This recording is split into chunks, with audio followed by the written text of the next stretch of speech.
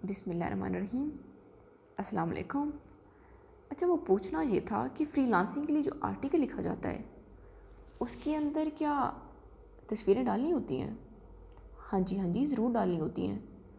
अच्छा, तो फिर उसको डालने का तरीका क्या होता है? उसको डालने का तरीका मैंने पिछली वीडियो के अंदर बताया था। उसका लिंक ऊपर आई बटन के अंदर भी मौजूद है और नीचे डिस्क्रिप्शन के अंदर भी मौजूद है। ठीक है, लेकिन उसको डालेंगे कैसे? अन्नेवा उठाकर डाल देंगे बस? नहीं, ऐसे बिल्कुल नहीं करना। उसको डालने का एक प्रॉपर तरीका होता है और प्रॉपर तरीका ये होता है कि आपको उसकी लेंथ और विड्थ का पूरा ख्याल रखना होता है। ठीक है, लेकिन उसकी लेंथ और विड्थ हम एडजस्ट कैसे करेंगे? ये बहुत अच्छा सवाल है। उसकी लेंथ और विड्थ को एडजस्ट करने के लिए मैं एक प्लेटफॉर्म बताऊंगी। उसका नाम है कैनवा। कैनवा क्या होता है? कैनवा एक प्लेटफॉर्म है। उसके फ़ायदे होते हैं। उसके एक से ज़्यादा फ़ायदे होते हैं, नहीं, उसके दो से भी ज़्यादा फ़ायदे होते हैं। उसका पहला फ़ायदा तो हमें ये होगा कि हम आर्टिकल लिखते वक्त उसकी जो रिक्वायर्ड तस्वीर है वो बनाकर लगा देंगे।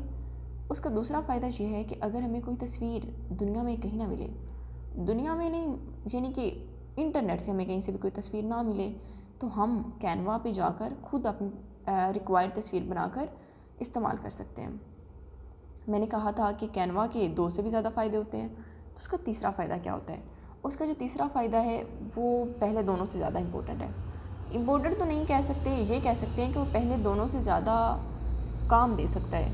और वो ये है कि मैंने आपको बताया था कि फ्रीलांसिंग के अंदर डिफरेंट टाइप्स होती हैं और एक टाइप होती है जिसको हम ग्राफिक डिज़ाइनिंग बोलते हैं। तो अगर हम कैनवा प्रो को अच्छे से इस्तेमाल करना सीख लें, तो जिन लोगों को आर्टिकल लिखने का काम कोई खिचड़ी पकाने वाला लगता है, तो वो कैनवा प्रो से इमेजेस डिज़ाइन करके ग्राफिक डिज़ाइनिंग का काम करके भी पैसे कमा सकते हैं।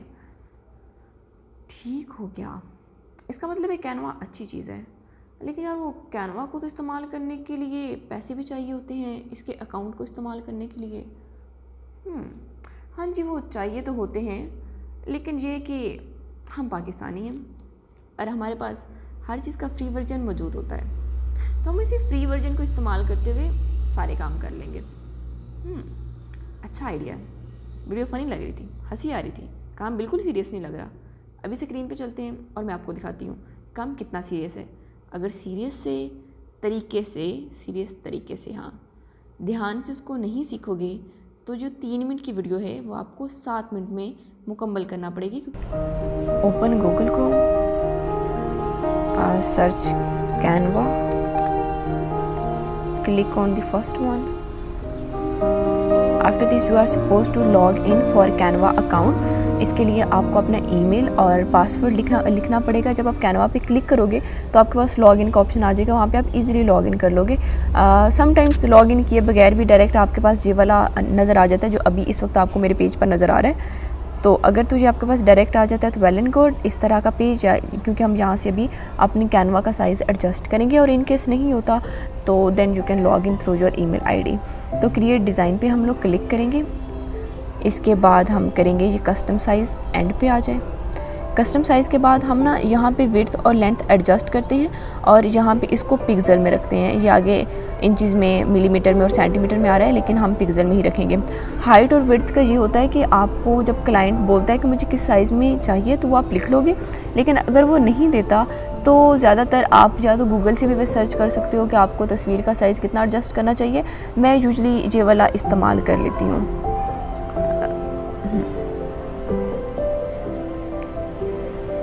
इसके बाद आपने जब तस्वीर का साइज़ एडजस्ट करना है तो तस्वीर आपके पास अगर पहले से मौजूद है, ये मैं पहला केस बता रही, तस्वीर आपके पास मौजूद है लेकिन आपने सिर्फ उसका साइज़ एडजस्ट करना है। अपलोड्स पे क्लिक करेंगे। अपलोड्स के बाद हम करेंगे अपलोड मीडिया पे क्लिक। अपलोड मीडिया के बाद हम क्लिक करेंगे डिवाइस पे।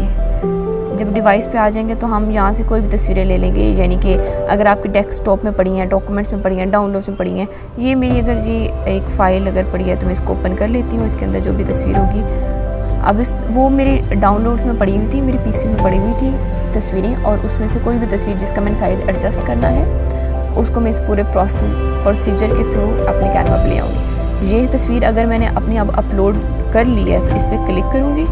सेल्वा की तस्वीर है तो हम इसी पे ही तजर्बे कर लेते हैं। अब राइट क्लिक करेंगे और इसे कर देंगे सेट इमेजेस बैकग्राउंड। अब इस तस्वीर के साथ मसला ये हो गया कि जब हमने इसको as set image as background पे किया तो तस्वीर एक बड़ी हो गई है, लेकिन तस्वीर कट गई है। और ज़्यादातर ऐसे होता है कि तस्वीर ब्लर भी हो जाती है जितनी ब्लर नहीं हुई। इन केस आपको लगे कि आपकी तस्वीर ज़्यादा ब्लर हो रही है तो आप क्या कर सकते हैं कि तस्वीर को डिटैच इमेज फ्रॉम बैकग्राउंड पे कर दें तो दोबारा से अपनी पहले वाली पोजीशन में आ जाती है। अब ये मसला है इस तस्वीर के अंदर, क्योंकि तस्वीर ये लैंडस्केप में नहीं ली गई, जिसकी वजह से हम इस तस्वीर को जब सेट इमेजेस बैकग्राउंड पे करते हैं तो ये कट जाती है। अगर मैं किसी और तस्वीर की एग्जांपल ले लेती तो मे बी वो लैंडस्केप में तस्वीर ली गई होती तो फिर वो कटती नहीं।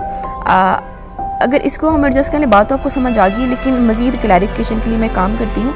ये मेरे ख्याल तस्वीर एक लैंडस्केप में लगी है, तो अगर मैं इसको करती हूँ तो ये, हाँ देखें अब इस तस्वीर को मैंने लिया है तो ये कटी नहीं है अब, और मेरे पास एक प्रॉपर तस्वीर मौजूद है कि मैं इसको इस्तेमाल कर सकती हूँ।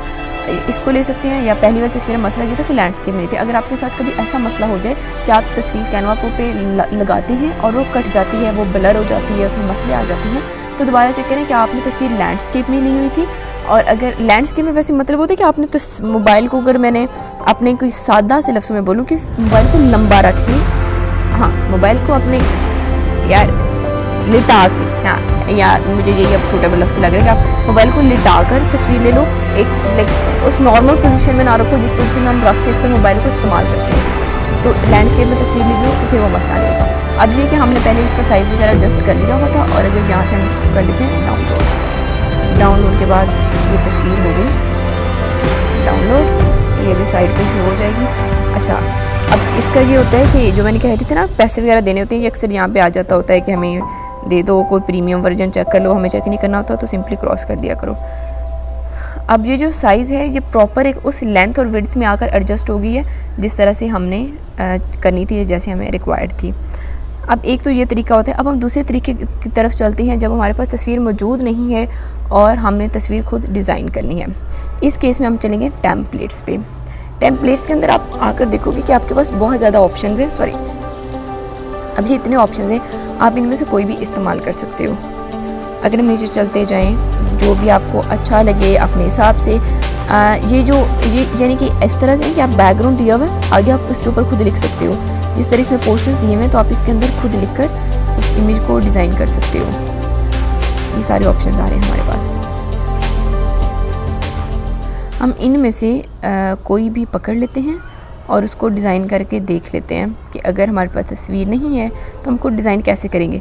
याद रखिएगा साइज़ हम पहले एडजस्ट कर चुके हैं, तो इधर से आप जो भी तस्वीर लेकर बनाओगे वो उसी साइज़ में होगी जो कि हम साइज़ पहले से एडजस्ट कर चुके हैं। अगर आपको साइज़ दोबारा से चेंज करना हो तो आप वापस यहाँ से जाकर कैनवा होम पे चले जाएँ, यहाँ से वापस चले जाएँ, अपना साइज़ चेंज करें, दोबारा यहाँ पर आ जाएँ। अच्छा, अगर हम यहाँ से कोई भी तस्वीर ले लें, यानी कि चलो ये ले ली, ये वैसे इतनी अच्छी नहीं लगी मुझे, मैं कोई और ढूंढ रही थी। इसके अंदर ये है कि या तो हम यहाँ से टेक्स्ट ढूंढ लें, टेक्स्ट के बाद हमने यहाँ से कोई भी, चलो ये ले लेते हैं। अक्सर यहाँ पे जो टेक्स्ट लेना होता है ना, कभी कभी कहते हैं कि हम आपको टेक्स्ट अब देंगे, उसके लिए ना आप हमें उसके लिए भी पे करना पड़ता है यार। लेकिन मसला ये होता है कि यहाँ पे इतने ऑप्शन वैसे भी आपको फ्री में मौजूद होते हैं, तो आप इनमें से इस्तेमाल कर लें, पे कर तो जरूरी करना है। अब इसमें अगर आप यहाँ पे लिखा हुआ है स्वीट, लेकिन आप कुछ और लिखना चाहते हैं तो उसका क्या तरीका होता है।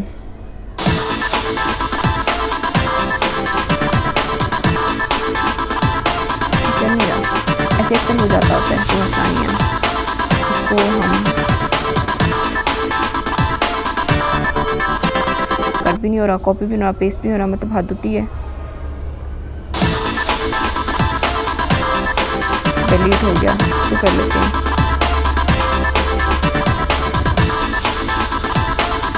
देखिए ये डिलीट हो गया। अब इसके ऊपर हम लिख सकते हैं जैसा कि आप लिखना चाहते हैं, क्लासिक, कोई भी आप चीज़ लिखना चाहते हो लिख लो। अब इसको साइज़ छोटा बड़ा करना है, लेफ़्ट क्लिक करना है और इसको इस कोने से पकड़ के यूँ कर लिया। देखें वैसे आसमान का और क्रासी का कलर सेम हो गया, तो बेहतर था हम कोई और टेक्स्ट वैसे सिलेक्ट कर लेते। अब ये अगर यहाँ से आप इसका साइज़ लंबा करना चाहते हैं तो यहाँ से इसको पकड़ के लंबा कर लें जितना करना है। अगर आप इसका साइज़ छोटा करना चाहते हैं तो यहाँ से पकड़ के इसका साइज़ छोटा कर दें। ये चीज़ है, ये आपको नज़र आ रहा होगा, साइड पे एक बार सी बनी हुई है, इस पर साइज़ इसका बड़ा छोटा हो जाएगा। और यहाँ पे हम इसको ऐसे कर लेंगे और इसको पकड़ के जिस पोजीशन में जहाँ पे आप लाना चाहें ला सकते हैं।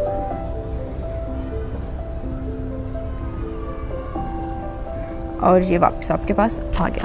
इस तरह से कोई भी आप ऊपर टेक्स्ट लिखना चाहे लिख सकते हैं। इसके अलावा और इसमें अगर एडिटिंग करनी हो तो यहाँ एलिमेंट्स पे जाएँ पे यहाँ पे हमें कुछ ना ये सर्कल्स, ट्रायंगल और ये सारे मिल गए हैं। अगर इनको लिखना चाहें तो भी लिखा जा सकता है। जैसा कि क्या बात है, हमने इस्तेमाल करते हैं वो शक्ल इस्तेमाल कर लेते हैं जो फ्री ऑफ कॉस्ट हो। नो नो नो क्या कहता है,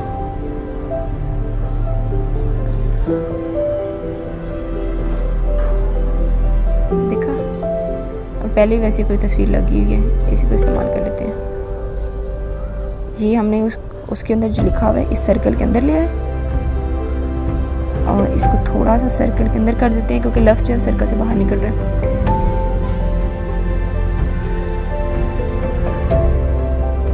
यहाँ पे करना है और इसको इसके अंदर लिया है।